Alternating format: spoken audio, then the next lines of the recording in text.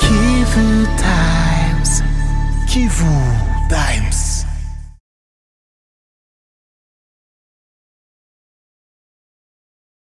Nous avons d'abord été très contents du fait que les recommandations issues des consultations antérieures corroborent avec les propositions que les participants ont faites.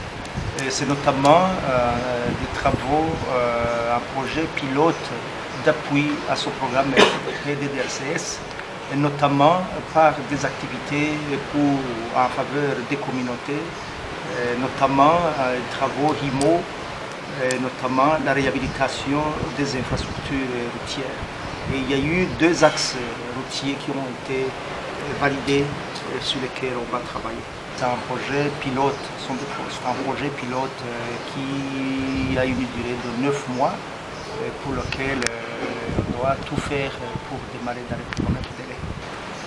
Il serait peut-être trop tôt pour mesurer l'impact, mais en termes d'objectifs et de résultats escomptés, on peut dire qu'effectivement, comme les participants l'ont maintes fois souligné, le problème de sécurité, le problème de développement dans ce territoire d'Ouvira est conditionné par l'accessibilité. Il y a un problème d'accessibilité et cela a un impact négatif sur le développement, sur la santé, sur la sécurité, ce qui fait que en termes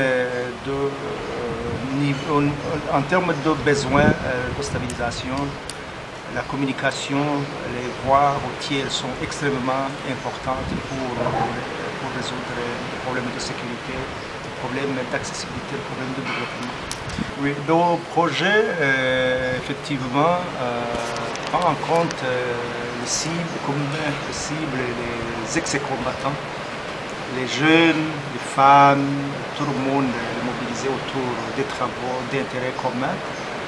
Pour ce qui concerne la problématique des combattants étrangers, il y a un autre projet, je sais qui est en cours de préparation avec le Fonds des Nations Unies pour la consolidation de la paix, qui va effectivement s'occuper de cette problématique.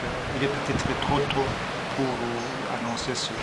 Le projet va être mis en œuvre par OIM, bien sûr en concertation et main dans la main avec le niveau provincial de la coordination des DRCS.